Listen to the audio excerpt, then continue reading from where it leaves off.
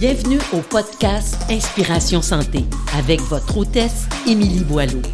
Le podcast pour vous inspirer à rejoindre la santé optimale. Merci à Stéphane de Équipe Castleman chez RE/MAX de nous accueillir dans ses locaux.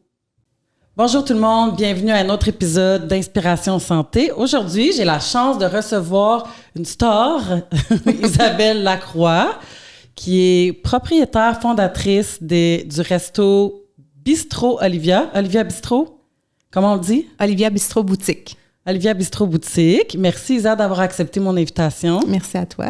Donc, on se connaît de l'entraînement. Tu avais commandité une de nos premières émissions, là, 180 sur ta vie. On s'est connus comme ça. Après, tu es devenue cliente chez Team Boileau. Tu es une personne calme, du moins tu as l'air calme, aimante, toujours prête à aider, c'est ce que je ressens. Willing. Très. Et même, je t'ai demandé pour le podcast, c'est oui tout de suite. Et tu es une entrepreneur qui m'inspire aussi. Tu as plus d'expérience que moi, alors il y a du vécu qui se cache en arrière. Je suis plus vieille aussi. Plus vieille aussi. L'entrepreneuriat est aujourd'hui populaire, sexy auprès des plus jeunes. Ton fils aussi est maintenant entrepreneur. Aujourd'hui, j'aimerais qu'on parle de la santé de l'entrepreneur. Je pense qu'elle est une bonne personne pour qu'on puisse jaser de ce sujet-là. Qu'est-ce que tu penses du monde de l'entrepreneuriat aujourd'hui, là, en 2023? Parce que toi, tu as commencé dans les années, je vais en parler après 2009. Exact. À peu près. Oui. Qu'est-ce que je pense de ça? Bien, je pense que l'entrepreneuriat, ça peut être un gros tourbillon. Ça peut être du positif, puis ça peut être du très, très négatif aussi. Je pense que c'est pas fait pour tout le monde. Puis je pense que la journée que tu deviens entrepreneur, bien, il y a foule de sacrifices à faire. Et de là vient souvent ta santé, au déprimant de ta santé. Souvent, on embarque dans quelque chose, on est vraiment motivé. Fait que là, on travaille beaucoup d'heures, on dort pas bien, on mange pas bien. Puis c'est ça. Moi, ça m'a rattrapé assez vite. Donc, c'est ça, c'est de là vient Olivia. Tu sais, c'était un moment donné, c'était qu'est-ce que je fais en restauration pour m'aider, aider les autres. Parce que moi, là, le fast-food santé, là, c'était le départ d'Olivia. C'était vraiment, je veux manger rapidement, je veux pas m'asseoir à une table, me faire servir, j'ai pas le temps, je suis entrepreneur. Puis où je peux me ramasser quelque chose de vite fait et sain. Fait que c'est parti de là. Donc, l'entrepreneuriat, ça peut être c'est une médaille à deux côtés. C'est pas juste beau. On n'est pas juste riche, on n'est pas juste famous, c'est pas ça du tout. Il y a vraiment l'autre côté où il faut que tu le travailles aussi. Donc, ton entrepreneur, c'est ton entreprise. Être entrepreneur, c'est avoir une entreprise et se développer comme entrepreneur. Puis ça, bien, la santé fait partie de ça. Toi, tu as commencé en 2009 avec le quai. Oui. Ensuite, il y a eu en 2013, le Cellier. Exact. Ensuite, Starbucks en 2017. Oui. Ensuite, les restos 5 restos Olivia, jusqu'à prochainement 2024, le 6e qui va ouvrir près du boulevard Lorrain. Exact. Là, mettons... puis attends, j'en oublie une. Tantôt, je t'ai dit la star parce que tu as passé récemment à l'émission Le Grand Move avec Marie-Lou Wolfe parce que vous avez acheté, toi et Joe, ton chum, un hôtel au Costa Rica. Ça s'est fait en 2023. Oui. Alors, quand je regardais tout ça, je me dis, ça va? Tout est beau? T'es-tu fatigué? Tout va bien? Oui, tout va bien. Tu sais, nous autres, dans le fond, on carbure beaucoup au projet. Bien, surtout moi. Là, je parle pour moi puis Joe parce qu'on est vraiment un couple en affaires. Ça, c'est un autre aussi défi, mais ça peut aider aussi. Oui, on est fatigué. C'est un peu pourquoi qu'on s'en va au Costa Rica. Peut-être pour essayer de ralentir un peu sans nécessairement sortir de l'entrepreneuriat. Fait que là, on met des outils en place, des gens en place pour pouvoir continuer à faire la business à Gatineau sans y être physiquement tout le temps. Fait que moi, ça m'intrigue la question que je vais te poser parce que je passe un peu par là. Si on prend, mettons, ta trentaine, est-ce que tu étais déjà à tes 30 ans propriétaire d'une entreprise? OK. Si on fait trentaine, quarantaine, cinquantaine, est-ce que tu penses qu'à 50 ans, on peut plus déléguer qu'à 30 ans? Si on peut plus, on peut toujours déléguer, sauf qu'on sait pas mal plus. Parce que, tu sais, la confiance en soi, là, ça se cumule avec les années. Puis à un moment donné, tu dis... c'est sûr, ça ne sera pas fait exactement pareil. Sauf que si on se dit c'est fait à 80% correctement, je suis capable de vivre avec le 20%, puis il me reste juste à le faufiner après. Donc, avec cette optique-là, j'ai pu grandir en entreprise. Sinon, je serais encore OK avec Joe à faire de la cuisine, tu sais.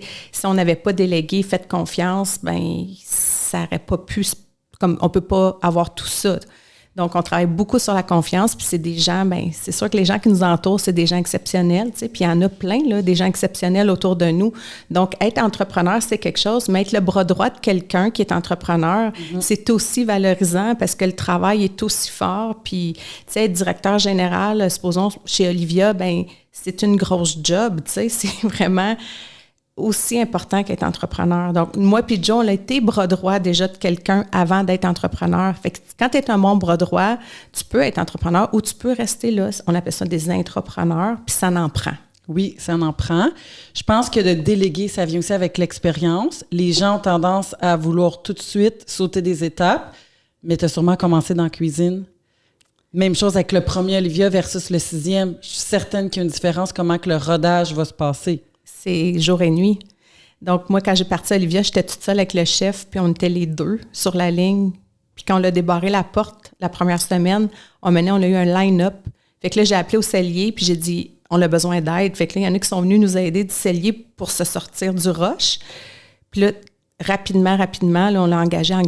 Mais là, j'ai dû tout de suite me sortir de là. Je ne pouvais pas rester à faire de la salade parce qu'on n'aurait pas pu évoluer dans le temps. Donc, c'est ça. Fait que là, moi, je fais vraiment confiance à des gens, souvent rapidement, mais ça fonctionne. Tu sais, il ne faut pas tout le temps avoir peur. C'est sûr, je me suis trompée, là. Il y en a que ça ne fonctionnait pas du tout, mais il y en a que ça a valu la peine de mettre de l'énergie, de mettre de l'argent, de la formation dans des gens qui sont encore là près de nous, puis qui nous aident à passer à travers toutes ces étapes-là, là, disons, comme en 7 ans, 7 ouvertures d'entreprise. Est-ce que c'est plus rentable un cellier ou un Olivia? Un Olivia.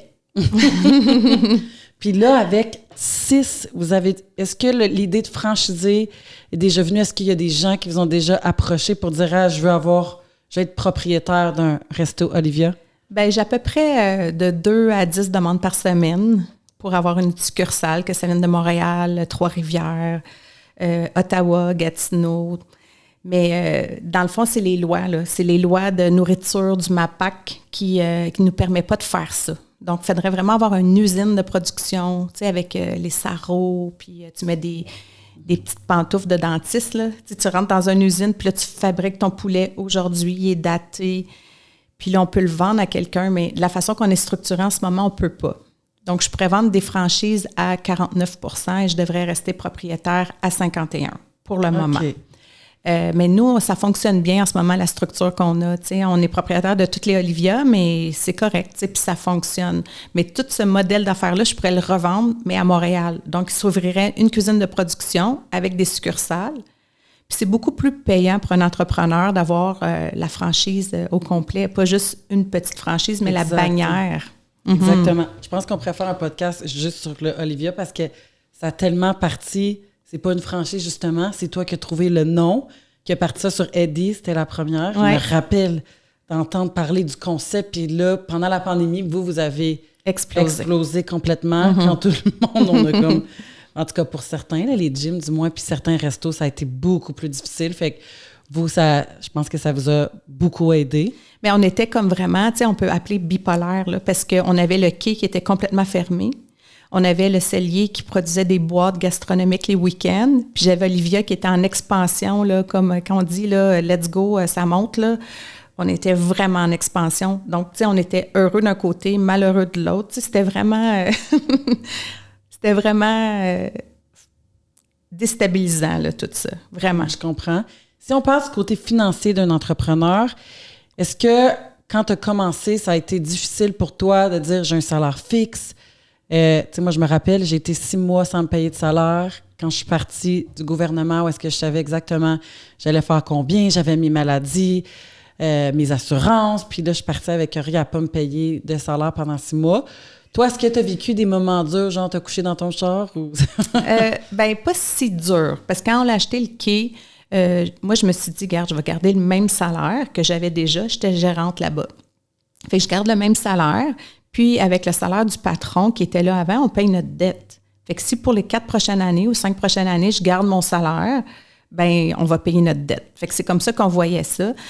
C'est sûr, je ne mangeais pas gras, là. C'était pas des grosses payes, mais là, Joe, lui, a lâché sa job très, très payante pour venir travailler avec moi comme serveur. Donc, on prenait ses pourboires à lui pour comme arrondir les fins de mois. Fait qu'au début, on était plus précaire, disons. Mais on savait que c'était dans le but d'éventuellement faire de l'argent.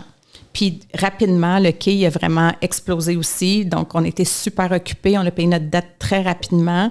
Puis après ça, tout s'est enchaîné. Fait qu'on s'autofinance souvent nos projets maintenant. Donc, c'est ça le but. T'sais, on ne s'est jamais retiré des gros salaires. C'est vraiment pas dans notre vision. Donc, nos compagnies, oui, sont profitables, mais nous, on reste dans un petit chalet de 900 pieds carrés. Puis au Costa Rica maintenant. Oui. Vous avez pu croiser, parce que ça fait là, une vingtaine d'années que tu es en affaires avec Joe, vous avez pu croiser beaucoup d'entrepreneurs. Est-ce que des fois, à regarder des styles de vie différents, de voir la vie qui roule vite, d'autres, ça te fait réaliser des choses? Parle-moi un peu de ce que tu vois dans le domaine. Si on parle plus de la santé, là, psychologique, une santé globale, qu'est-ce que tu remarques? Bien, je remarque surtout comme moi, je viens du monde de la restauration. Donc, c'est pas la meilleure image d'entrepreneur qu'on avait. Maintenant, plus, mais déjà, là, c'est sûr, moi, mes anciens patrons, dans le temps des bars, des discothèques, là, c'était du monde de party, puis c'était de la drogue, les filles, tu sais, c'était ça, tu sais. Puis moi, puis Joe, on rentre en restauration hyper strict, genre, lui, il reste pas au bar si je suis pas là, tu sais, comme le soir, tu sais, on rentrait toujours ensemble. Joe, il prend un petit coup des fois, là, mais je veux dire, on n'était pas là pour boire tous les jours au bar. On l'a vraiment fait attention pour avoir vraiment une rigueur de vie, parce qu'on a des enfants aussi, tu sais. Puis la restauration, c'est facile de tomber dans le vice, là, très, très facile. Tu sais, il y a des gens, tout le monde est sur le party, tout le monde est de bonne humeur, il y a de la bonne bouffe, du bon vin. C'est très, très facile. Donc, on s'est mis vraiment une rigueur. Puis maintenant, on s'est mis à travailler plus quand on a ouvert le Cellier, puis le Starbucks, puis Olivia. Puis maintenant, on restait au centre-ville, on était toujours là. Là, on était en train de s'empoisonner un peu. On mangeait tous les soirs au restaurant.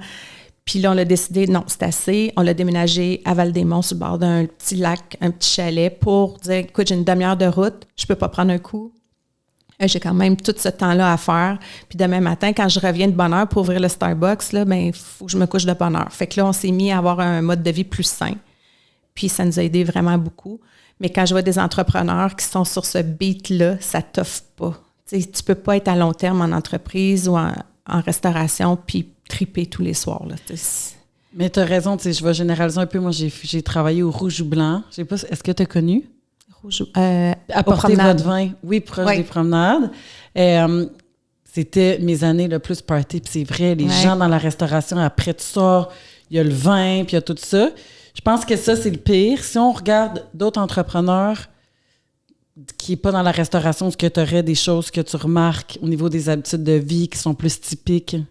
Bien, c'est sûr qu'il se met, souvent, là, un entrepreneur ne se met pas de limites, puis il ne pense pas à soi. Donc là, moi, souvent, comme de ce temps-ci, moi, j'ai eu 50 ans, puis les filles de mon âge là, qui sont en entreprise, bien souvent, là, je pense, j'ai quand même un petit peu un surplus de poids un peu, mais des fois, tu arrives dans la préménopause, sont un peu plus grasses, font pas attention, boivent beaucoup, beaucoup de café, ça dort pas, ça fait pas d'exercice. Puis là, je me dis, oh mon Dieu, tu sais. Puis, tu sais, ils se lèvent, là, je vois que c'est pénible, mal au dos. Puis là, je me dis, oh non, je veux pas être comme ça. Fait que pour moi, c'est vraiment important de m'entraîner, même si, tu sais, c'est pas pour la shape, c'est pas pour le look, c'est vraiment pour performer dans ma vie, tu sais, du quotidien. C'est pas juste pour une apparence physique, tu sais. Mais je vois, je t'entraîne en privé avec ton chum depuis quelques mois. Je vois que pour toi, c'est inné. C'est quelque chose que tu as besoin.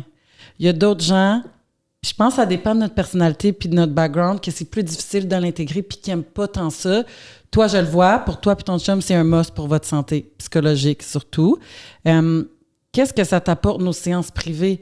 Parce qu'on sait que c'est un luxe d'avoir un entraîneur qui nous suit puis qui est avec nous. Toi, comment tu trouves ça d'avoir quelqu'un qui te suit pendant 1 heure puis qui te pousse? Bien, c'est sûr que je suis quand même autodisciplinée là, dans la vie. Je suis quand même capable. Tu sais, quand on est au Costa Rica, tu nous donnes des entraînements puis on le fait quand même là-bas. Puis je pense que le fait que moi, je suis vraiment disciplinée, bien, mon chum me suit. Mais je pense pas qu'il irait s'il serait toute seule. Pour vrai? Oui, je pense pas qu'il... non, je pense pas. Fait que le fait qu'on le fait en couple aussi, tu sais, moi, jamais je vais me lever le matin, je vais dire, on va pas au gym. Jamais je dis ça. j'étais petite, puis c'était comme ça. J'étais une nageuse là, de compétition. Puis moi, j'aimais ça m'entraîner. Tu sais, moi, j'aime ça, ça fait du bien. C'est sûr qu'il y a des journées que ça nous tente moins, là, c'est normal.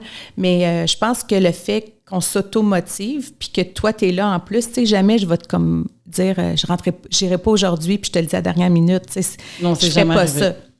Donc, on fait pas ça. Puis, tu sais, quand c'est booké dans l'agenda, ben tu fais ton horaire autour. Fait qu'on le fait souvent, tu sais, tu bookes ça plusieurs semaines d'avance. On sait que le lundi à telle heure, on est là.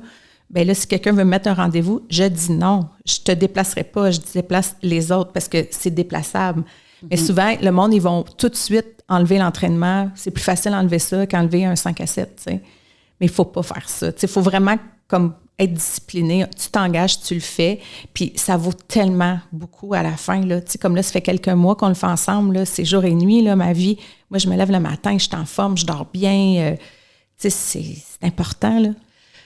On a parlé un peu de préménopause, ménopause. Est-ce que là, toi, tu te dis en ménopause? Non. Non, pas en ménopause? Non, j'ai des prises de sang régulièrement pour quelque chose d'autre. Puis elle dit, je vais te le dire, le mec, que tu sois en préménopause. Je dis, OK. Mais là, on n'est pas là encore. OK. Là, on le sait, moi, j'ai des clients qui viennent. Justement, il y en a une qui est venue aujourd'hui comme ménopause, préménopause, peu importe. Elle dit, j'ai pas dormi de la nuit, insomnie, chaleur. Est-ce que c'est des choses qui te font peur? Puis est-ce que toi, tu vois que c'est un facteur de protection de juste garder l'entraînement? Parce que c'est bon, t'es pas ménopausée encore à 50 ans. Je pense vraiment que ça fait peur, la ménopause, sauf que, tu sais, moi, j'ai déjà pas dormi dans mes mauvaises années d'entrepreneur où est-ce que je travaille juste trop, puis trop de stress, puis tout ça. Puis là, aujourd'hui, quand je dors pas super bien, ben je m'en fais plus avec ça, tu sais. Je fais juste comme prendre un moment pour relaxer, au lieu de dire « faut que je dorme, faut que je dorme, faut que je dorme ». Des fois, je dors pas de 3 heures, supposons, à 6 heures, puis là, je me lève, puis je fais ma journée quand même. Des fois, je vais au gym, puis je dis pas « j'ai pas dormi de la nuit », parce que je suis en forme. Tu sais, supposons que tu n'échappes une nuit, là. Quand tu es en forme, tu es capable de t'en sortir, mais quand tu n'es pas en forme, là, écoute, ça te rattrape pendant 3 jours là, avant de t'en remettre. Fait que c'est important d'être en forme, tu sais. Puis la préménopause, ça me fait peur. La ménopause, oui, parce que j'ai peur de perdre ma force, de perdre mon énergie. Fait que c'est pour ça que je m'entraîne. Tu sais, je veux vraiment pas... moi, ma mère est pleine d'ostéoporose. Puis là, je me dis, oh mon Dieu, tu sais, elle est prise dans son corps qui est en train de briser. Là, tu sais, je me dis, mon Dieu, je vais essayer de pas faire ça. Puis c'est de maintenir la masse musculaire. Ce qui arrive quand tu perds tes règles puis que les hormones sont comme en chute libre, c'est plus difficile de maintenir la masse musculaire. C'est pour ça qu'il y en a qui se cassent, que c'est fatal, rendu à un certain âge, de tomber en bas des escaliers, se casser une hanche. Exact. Tu veux pas ça. Puis si t'es en forme, tu as une masse maigre, je veux dire, maintenant, là, toi, tu le sais que si tu tombes en bas des escaliers, ben les chances sont que tu vas te relever, puis ça va être correct. Tantôt, ça m'est resté, tu as parlé de ton sommeil dans le temps que tu es entrepreneur, que tu dormais pas bien. Mm-hmm. Moi, ça m'est jamais arrivé encore de pas dormir. C'est mes enfants qui me tiennent debout. Mais pour la job, on dirait que non. Puis c'est pas comme un peu une phobie, mais on le sait qu'il y a des stresseurs. Mais à date, j'ai rien eu qui était tellement stressant que ça m'a empêché de dormir. Est-ce que tu as eu des temps difficiles en affaires? Bien, c'est sûr qu'au début, tu sais, moins d'expérience, puis j'ai jamais eu de mentor ou je viens pas d'une famille d'entrepreneurs, fait que j'étais seule dans mes affaires. Puis, tu sais, comme je perdais, supposons, un employé clé là, qui te quitte là, dans 2 semaines. Là. Genre, c'est la personne qui a tous les codes, toute ta confiance, qui connaît tout du commerce, puis il dit « Ah, je te donne 2 semaines, je m'en vais travailler ailleurs. » Là, écoute, j'avais de la misère à dormir, je faisais beaucoup d'anxiété par rapport à ça, puis aujourd'hui, ben je le vis plus du tout comme ça. Tu sais, je me dis tout le temps, ben il arrive rien pour rien, puis on trouve souvent quelqu'un de meilleur après. Tu sais, fait que c'est vraiment l'apprentissage d'entrepreneur, puis mettre tu sais, ce stress-là. Je savais que c'était ça qui me stressait. Là, c'était vraiment les employés. Puis quand j'ai bâti le modèle d'affaires Olivia, je me suis tout le temps dit, il y a personne dans mon entreprise qui va être irremplaçable. Je voulais plus ça. C'était fini. J'ai dit, c'est terminé. On a toutes des choses écrites partout. Puis chaque personne doit enseigner à quelqu'un d'autre son poste à 80 %. Fait que l'autre 20 % on va vivre avec. T'sais. Fait qu'on travaille dans le but que si jamais quelqu'un peut décéder, peut être malade, peut déménager, on est toujours capable de reprendre la barque puis continuer. Fait que ça, c'est vraiment de l'expérience. Là. Mais tu sais, je pense qu'au début, on est plus dépendant quand l'entreprise est plus petite. Mm-hmm. Par expérience, moi aussi, je me suis sentie souvent comme ça. Tu donnes tellement d'importance à quelqu'un, puis là, tu as peur qu'elle s'en aille, fait que tu lui donnes tout. Puis là, à un moment donné, comme OK, à part, là, tu te dis, ouais, non, je peux plus. Faut que tout le monde soit remplaçable. Exact. Et plus l'entreprise grossit, on dirait que tu peux plus te permettre ça aussi. C'est plus facile. C'est vraiment plus facile. C'est pas acquis directement. Donc, on a parlé tantôt de couple. Oui. Parce que la santé, c'est aussi... Quand on parle de santé globale, il y a la santé affective, relationnelle de couple. Tu m'avais dit à un moment donné, je pense pas que ça aurait fonctionné si j'avais été avec quelqu'un qui faisait du 9 à 5. Explique-moi. Bien, la restauration, tu sais, c'est ça. On travaille le soir, les week-ends, il y a toujours des urgences. Puis être entrepreneur, mais tu vis ton lot de problèmes, là. Mais moi, je le vis avec l'homme de ma vie, tu sais. Fait que le matin, nous, on prend un café, là, puis on est déjà en CA, là. Tu sais, on est conseil d'administration, là. On règle tout ça, là, en une demi-heure, là. Il y a plein d'affaires qui avancent vite, vite, vite, parce qu'on se parle souvent. Fait que c'est sûr que quelqu'un qui est en affaires, pas en couple, bien, c'est plus long, parce qu'il faut que tu te rendes au bureau, là, il faut que tu fasses un meeting. Mais tu sais, nous, on est tout le temps là-dedans. Mais en même temps, ça peut être un côté vicieux que tu es toujours en train de parler de la job. Fait que là, des fois, on se met des barrières, puis on dit, OK, ben là, on parle plus de job. Parfait. Fait que là, on va sur d'autres choses, mais souvent, ça va revenir, tu sais. Fait qu'il faut être discipliné aussi. Puis à un moment donné, Joe, il était plus capable de m'entendre, là. Olivia, là, il était là, arrête, là, tu me tombes ses nerfs, genre, je m'excuse, mais tu sais, comme je suis tellement dedans, tu sais, on est en progression, puis tout ça. Puis, tu sais, il me l'a dit, là, puis j'ai compris, puis là, ben, tu sais, je ralentis. Tu sais, je le sais, là. Tu sais, au Costa Rica, on parle pas d'Olivia, là. On parle du Costa Rica, mais c'est quand même son projet à lui. Mais tu sais, moi, au Costa Rica, je suis à tous les jours en meeting avec quelqu'un de chez Olivia, mais après, c'est fini. Fait qu'on faut faire la part des choses, là. Vous avez passé à l'émission, comme on a dit tantôt, le grand move. Vous êtes un peu le couple chouchou que je dirais que les gens vous trouvent bien cute, puis inspirant, puis vous avez l'air amoureux comme ça faisait un mois que vous étiez ensemble. Je m'imagine que vous chicanez même pas à ce point-là. Non, je chicane pas. Mais comment, après tant d'années... Est-ce que, tu sais, c'est les entreprises qui vous tiennent ensemble? En plus, vous entraînez ensemble, on dirait que vous faites tout ensemble. Comment tu gardes ça? Je sais pas. Je pense que j'ai trouvé vraiment la bonne personne, là. J'ai été vraiment chanceuse parce que, tu sais, je regarde d'autres couples puis je me dis, tu sais, ils sont super beaux ensemble, mais il y en a qui disent, je pourrais jamais travailler avec mon conjoint, tu sais. Moi, je pourrais pas travailler sans lui. Tu sais, on se complète tellement. Tout ce que moi, je suis bonne, lui, il est moins bon. Puis lui, qu'est-ce qui est bon? Moi, je veux rien savoir, là, tu sais. Fait qu'on s'embarque pas dessus. Puis c'est sûr qu'on n'a pas tout le temps la même opinion, tu sais. Puis aujourd'hui, ben j'ai une directrice générale qui est partenaire là, chez Olivia avec nous, puis elle tranche. Fait qu'elle nous aide un peu, mais je sais pas. C'est vraiment... il est fait pour moi, là, tu sais, dans tous les sens. Mais tu sais, c'est le genre d'homme où est-ce que... Tu sais, comme là, on fait un podcast, puis c'est moi qui est là, mais lui, il est zéro jaloux, là. Tu sais, il n'y a pas de jalousie à travers les deux. Puis des fois, c'est lui qui est mis sur la sellette, puis je suis contente pour lui, puis je l'admire. Puis la journée que tu n'admires plus ton conjoint, bien, c'est là que ça commence à dégringoler. Fait que là, le projet au Costa Rica, je le vois, là, il est tellement comme... Il aime tellement ça, il est encore plus sexy pour moi, là, tu sais. Fait que je l'encourage là-dedans, puis moi, je suis en arrière, puis je suis plus dans son projet, puis chez Olivia, il est plus dans mon projet, puis on respecte ça aussi. Fait que là, Olivia, c'est plus toi, je savais pas. Le Costa Rica, c'est plus Joe. Exact. Puis est-ce que c'est quelque chose, l'hôtel? Fait que explique-moi un peu, là... comment faire de l'argent avec tout ça? Là? Puis est-ce que tu penses que ça va être long avant que ça soit rentable? Qu'est-ce que ça demande en termes d'investissement comparativement au resto? Bien, c'est vraiment pas pareil. C'est beaucoup, comme c'est plus de l'immobilier. Donc, les chiffres sont plus gros, hein, quand tu investis là-dedans. Nous, ce qui est arrivé, c'est qu'on a vendu nos restaurants. Puis là, on a pris l'argent puis on l'a placé. Fait que quand tu parles de restaurants, il y a le Cellier, le Quai puis le Starbucks. Exactement. Puis là, cet argent-là était placé. Puis là, avec ce qui se passe à la bourse, tout ça, puis là, ça plantait du nez, tu sais. Puis là, on était là, c'est assez ordinaire. Tu sais, tu places ton argent, puis là, on n'était pas super à l'aise avec ça. Fait que là, on a décidé de l'investir tout au Costa Rica. On s'est acheté cet hôtel-là. C'est un peu tout un concours de circonstances qu'on a fait ça rapidement comme ça. Mais ça n'a pas aidé non plus de mettre de l'argent à bourse, puis ça ne marchait pas, là. Fait que là, on l'a tout pris, on l'a mis là-bas. C'est sûr qu'aussitôt que la dette est payée, la rentabilité, elle va être comme énorme, là. Tu sais, ça va être vraiment très, très, très intéressant. Mais on a encore des projets d'expansion, comme Olivia, mais là-bas. Donc, on veut vraiment bâtir d'autres petites cabines.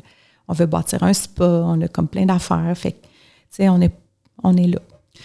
Est-ce que, étant entrepreneur, on peut se dire qu'on est des gens quand même créatifs? Ça dépend. Il y a deux côtés, mais je pense que moi, de mon côté, qu'est-ce qui m'a aidé à croître, c'est vraiment toute l'innovation. Moi, je crée. Après ça, mon associé, lui, il s'occupe de compter puis me dire si c'est réaliste ou non. Mais je pense que tu m'avais dit, moi aussi, je suis vraiment créatrice. J'aime faire tout le décor des boutiques. Est-ce qu'à un moment donné, ça l'arrête de tourner ici ou comme là, tu me parles, là, c'est ci puis c'est ça. Est-ce que tu arrives à te satisfaire puis t'asseoir et dire, là, on va être au Costa Rica, ça va être ça, puis c'est tout? Non, je ferai jamais ça. Je suis pas faite de même. Puis c'est sûr qu'on va ralentir. Le but, c'est de ralentir. Joe m'a demandé de ralentir. Je vais ralentir.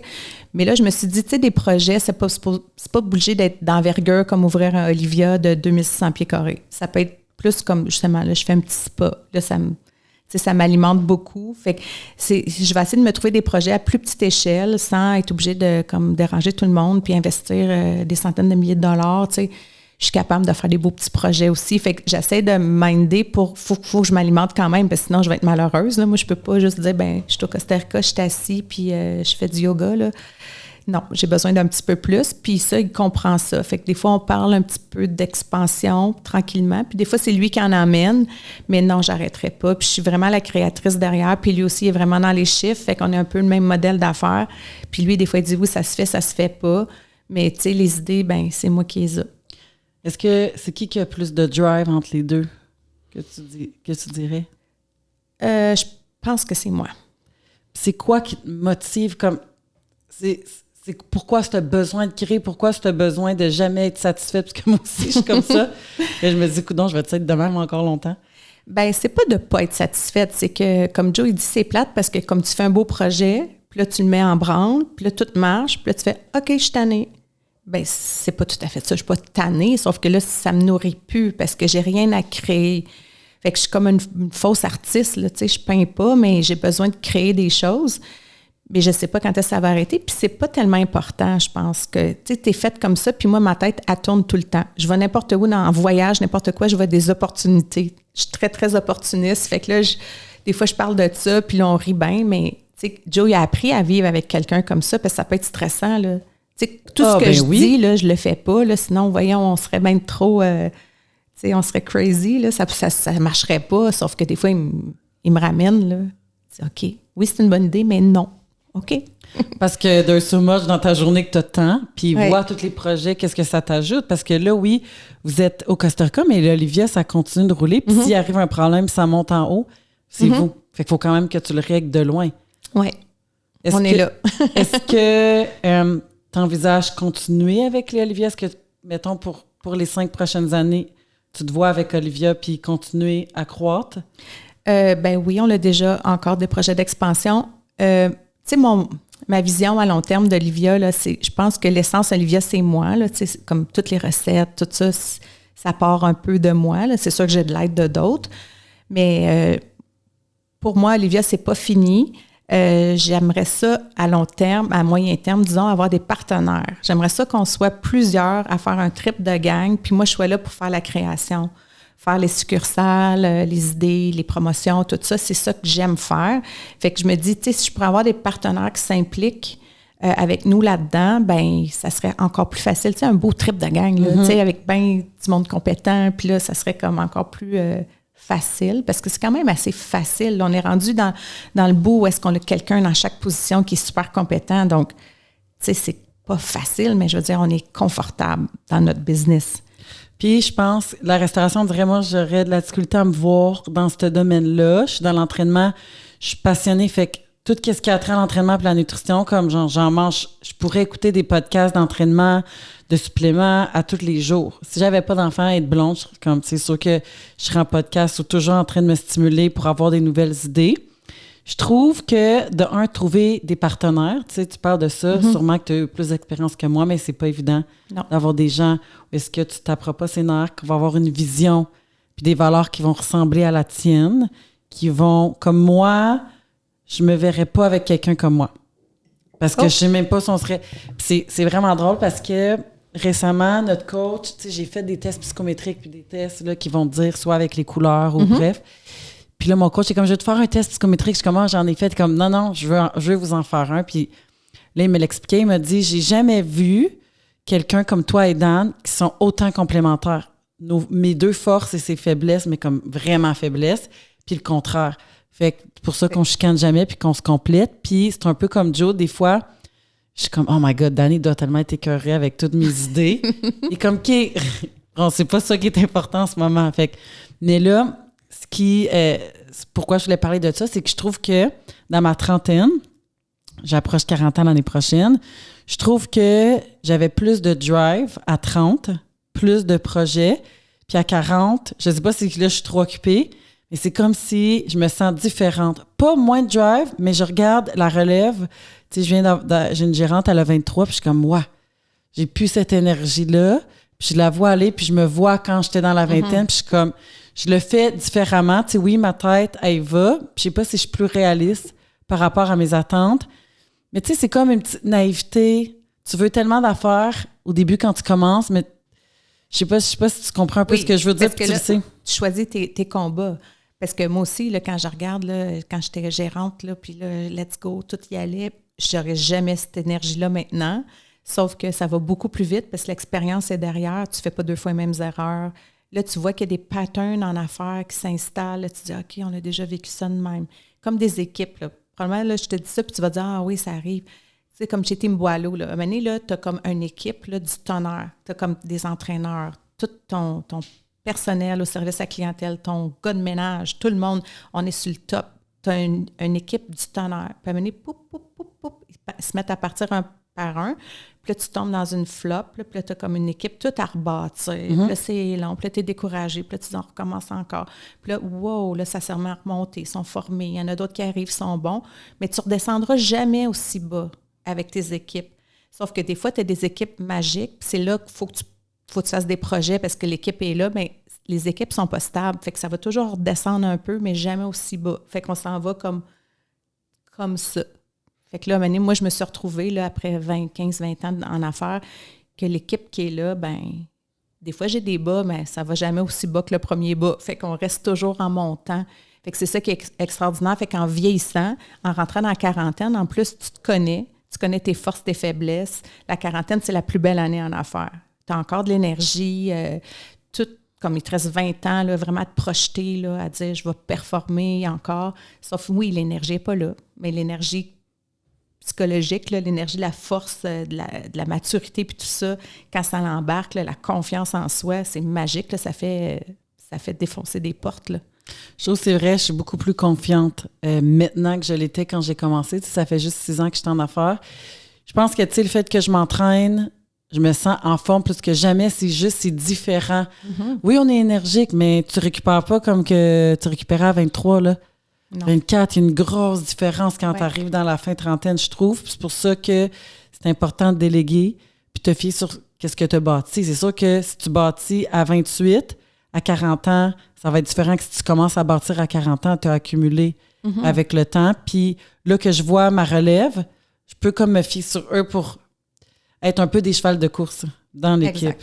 Puis tu vas voir aussi en déléguant beaucoup, bien, il y a des gens qui prennent des forces de ça puis que tu ne pensais pas qu'il y avait, puis ils deviennent extraordinaires, mais il faut leur laisser la chance de leur donner des choses pour qu'ils puissent prouver ou donner ce qu'ils sont capables. Puis des fois, on ne sait pas, là, il y a des petites, comme des petites perles là, silencieuses, là, puis à un moment donné, tu dis, hey, j'aimerais ça comme peut-être te déléguer ça, puis là, pow, ça part, puis ça devient une superstar. Fait que là, en vieillissant, tu es capable de spotter ça, là, c'est vraiment le fun. Puis, est-ce que tu aurais juste des superstars dans ton équipe ou... Comment tu penses que c'est bon de mixer ça? Bien, c'est ça, l'idéal, c'est d'avoir toutes des superstars, parce que ça irait super bien. Mais, tu sais, on essaye tout le temps de ceux qui sont très bons, mais de prôner par l'exemple. Fait que, tu sais, on veut vraiment que ces gens-là inspirent les autres. T'sais. Puis nous, on l'a, chez Olivia, là, ça part de 15 ans à 65 ans. On a du monde de toutes les ethnies, tous les âges, tous les sexes, tout ce que tu veux. Puis c'est tellement magique. Écoute, on a comme... on a eu notre party de staff samedi, puis moi, voir tout ce monde-là qui se mixe comme ça, sans jugement, c'est vraiment extraordinaire. Puis notre culture d'entreprise là-dessus est vraiment forte, tu sais. J'ai un gars qui a décroché de l'école à 14 ans, puis travaille chez nous, puis c'était comme sa sortie de secours, là. Puis il est super performant, il adore ça. On lui a donné confiance, il est toujours là, tu sais. Puis c'était un décrocheur, là. Mais on a réussi à faire quelque chose parce que la vibe qui est là, le respect, le travail d'équipe, ça marche vraiment. Fait que je suis comme contente. Pour moi, c'est comme toutes des petites superstars, là. Mais tu sais, des fois, tu prends tout le temps de t'arrêter et de dire « Wow, comme toi puis Joe, qu'est-ce que vous avez créé? Tous les emplois, tout Non, ça, c'est Olivia, c'est rendu gros, là? » On célèbre pas beaucoup, tu sais. Puis ça, je nous le reproche souvent, tu sais. Je dis à Joe, tu sais, comme tu sais, Chantal Binet, qui est une coach en entreprise, elle dit « Il faut célébrer, tu sais, les bonnes affaires. » Puis j'ai de la misère aussi à dire à quelqu'un « Ah, good job. » Tu sais, je vais le dire quand c'est vraiment différent, mais je suis pas comme... ma façon de faire de la reconnaissance, c'est difficile pour moi parce que j'ai pas besoin de reconnaissance. Fait que moi, j'ai pas besoin de me faire dire « Je suis bonne, je suis belle, je suis fine. » là. J'ai pas besoin de tout ça. Fait que moi, j'ai plus de difficulté à le dire. Puis là, je dis ça, puis là, tout le monde va dire « Ben non, elle dit tout le temps qu'on est bon. » Mais je trouve que j'en donne pas assez parce que moi, la reconnaissance, c'est « Viens m'aider. » Pour ça, pour moi, c'est de la reconnaissance. Le monde qui veut m'aider, tu sais. Mais tout le reste, là, les paroles, les cadeaux, là, moi, je suis pas là-dedans pantoute.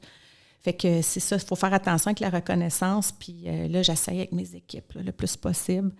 Mais c'est une autre affaire, analyser ça comme entrepreneur, notre façon de faire de la reconnaissance. Mais nous, on ne se reconnaît pas beaucoup, tu sais.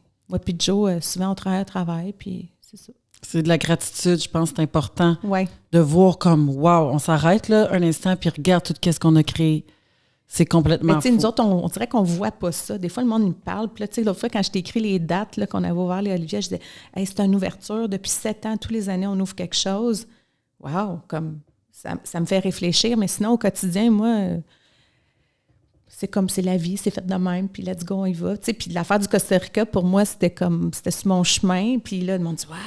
Comme comment t'as fait? Mais il faut oser, là, tu sais. Mais c'est pas si grand que ça. C'est accessible. Pour toi, c'est là, ouais. ça. Tu sais, ça dépend des autres. Mettons que tu es dans une pièce, puis tu vois des gens qui rentrent, qui prennent soin d'eux, qui s'entraînent, peu importe, entrepreneur ou non. On va dire entrepreneur parce qu'on est dans le sujet, OK? Toi, est-ce que ça t'attire ou tu trouves que cette personne-là s'illumine dans une pièce? Comment tu vois ça? Bien, je pense que c'est quand tu es entrepreneur puis tu dégages ça, tu as de l'air en santé, tu as de l'air en forme, tu prends soin de toi. J'ai beaucoup plus confiance en cet entrepreneur-là que l'autre qui va être soit pas nécessairement bien habillé, mais maigrichon ou cerné, ou tu vois qui est dépassé par les événements. Ou gros surpoids, comme un surpoids qui est comme... Tu sais, puis là, je veux pas que les gens ils pensent qu'on est dans le jugement. Ce que je dis, c'est pas juste une question de poids, mais ça transparaît. Quand je rentre dans une pièce, je sais que je suis confiante, que je prends soin de moi, que je suis en forme. Mettons que j'irai pour une entrevue, je suis 100% confiante de moi. Puis ça, je me rappelle, quand j'ai fini mon bac en travail social, j'avais une entrevue à Pierre-Jeannet. OK? Puis on était, je pense, 15.